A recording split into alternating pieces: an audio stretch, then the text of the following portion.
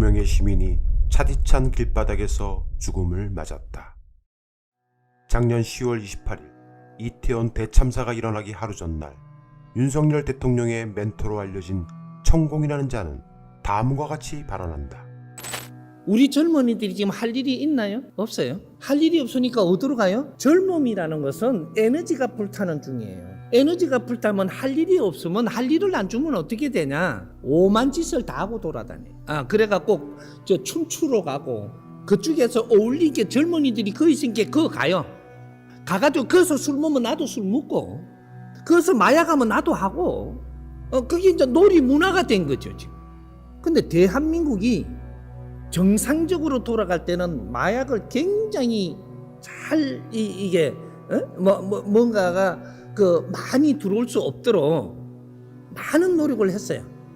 근데 지금 몇 년 동안에 마약이 엄청나게 들어옵니다 지금. 그래서 그런 거는 이 사람이 설계를 다 하고 있으니까 이제는 이 정부에서 할 거는 들어오는 마약 장사로 해갖고 더 이게 범위가 커지기 전에 조직이 더 커지기 전에 이거부터 전부 다 두드려 잡아야 돼. 천공의 발언이 있고 그날 오후에 윤석열 대통령은 행안부 주최 기초단체장 대상 국정설명회장에 참석한다. 이날 윤석열 대통령이 앉은 테이블에 1개 구청장이 함께 동석해서 앉았다. 열린공감TV는 이 사실을 지난 2022년 12월 26일 특종으로 보도했다. 하지만 당시 많은 시청자들이 시청하지 않은 관계로 해당 내용을 모르는 사람들이 태반이다.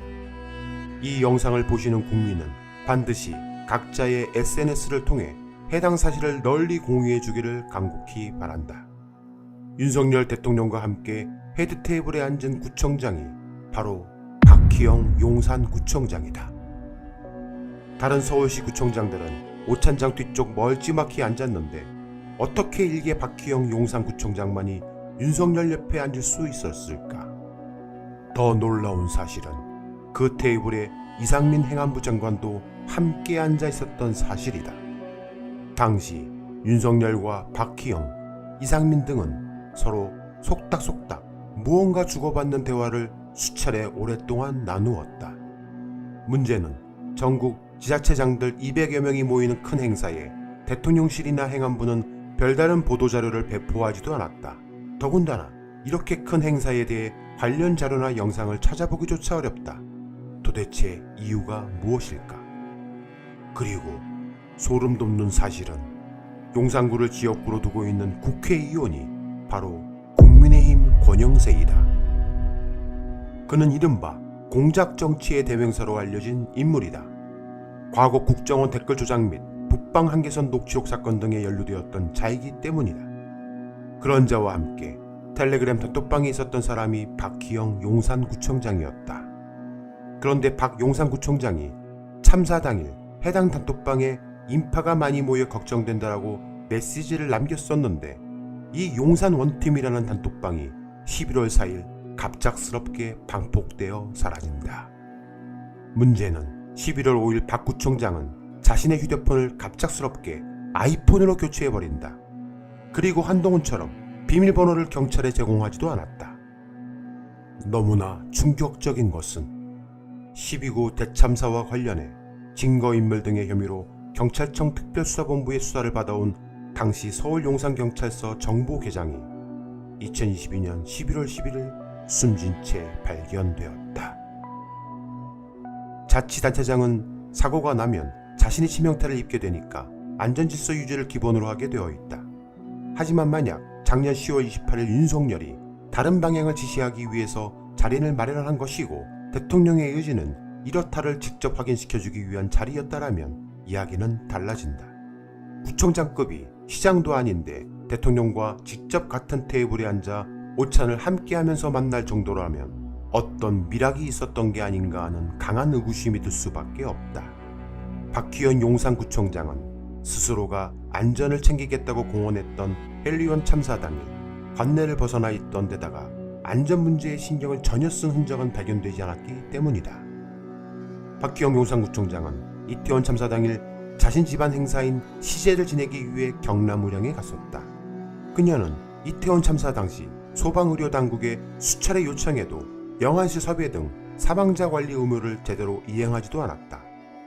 결국 사고 현장에서 최근접 병원인 용산구 한남동 순천향 대병원에 70여 구의 주검이 몰렸고 정작 응급치료가 필요했던 중환자들은 상대적으로 먼 거리의 병원으로 이송했어야 했다. 이태원 압사 참사에 대해 중대본에서 점검회의를 했다는 윤석열 대통령은 참사 현장을 방문해 다음과 같이 말했다. 압사?